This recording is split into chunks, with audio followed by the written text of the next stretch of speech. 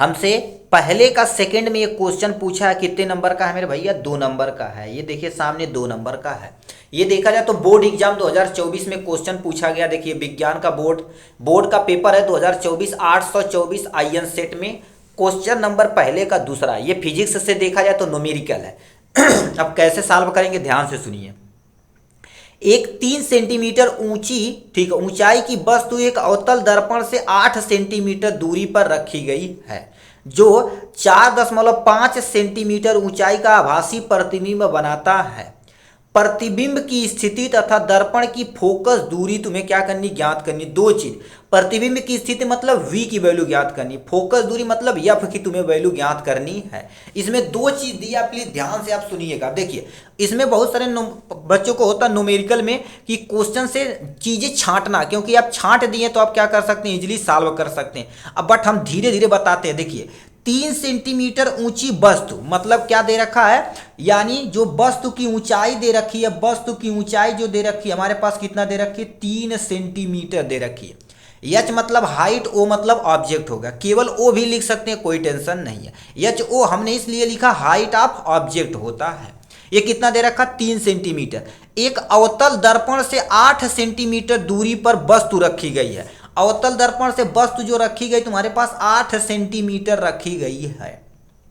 अब देखिए, अब वस्तु देखिए कभी भी रखी जाती तो आपको ये हमारे पास सिंपल सा कोई भी दर्पण है तो वस्तु हमेशा हमेशा इसी साइड रखी जाती। कोई भी दर्पण हो, चाहे अवतल चाहे उत्तल, हमेशा हमेशा यू का मान हमेशा हमेशा क्या लेंगे आप, निगेटिव लेंगे। क्या लेंगे, निगेटिव। तो यहां पर क्या करेंगे, यू की वैल्यू आप क्या करेंगे, माइनस रखेंगे। यहां से दो चीज हमें मिली। और क्या दे रखा है, जो 4.5 सेंटीमीटर ऊंचाई का आभासी प्रतिबिंब बनाता है, 4.5 सेंटीमीटर ऊंचाई का आभासी प्रतिबिंब बनाता है।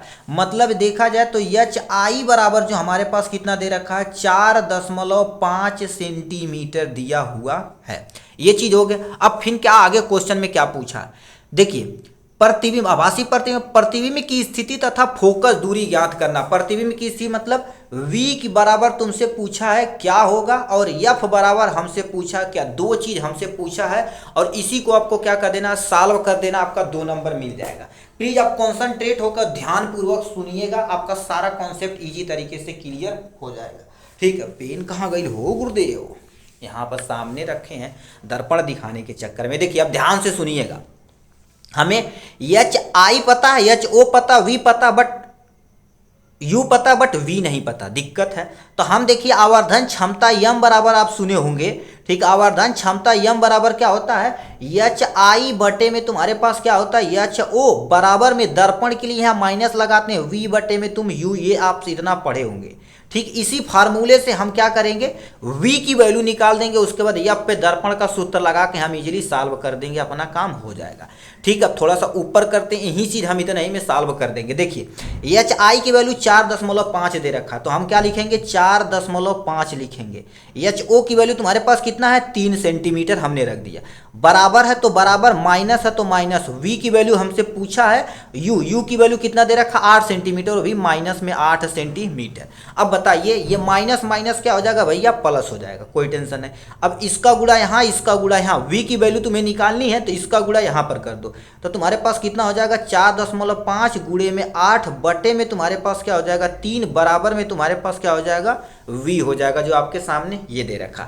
अब ध्यान से सुनिए, यदि इसको इससे काट दिया जाए तो कटेगा कि नहीं, यहाँ पर साइड में आपको काट के दिखाते हैं। देखिए 4.5 और गुणे में 8 बटे में तुम्हारे पास 3 देखा जाए तो 3 एक नम 3, 3 पचे 15, तो यानी 1.5 हम लिख सकते हैं। यदि नहीं समझ में आता तो देखिए यही चीज़ है ना, तो 3 से तुम भाग दो, 3 एक नम 3 हो जाएगा, 1 बचेगा, ये दशमलव उठा के यहाँ रखो, 5 यहाँ पर करो, 5 तियाँ तुम्हारे पास क्या हो जाएगा, 15 हो जाएगा। 15 में से 15 जाएगा, ये कट जाएगा, तो 1.5 हमारे पास आंसर आ जाएगा।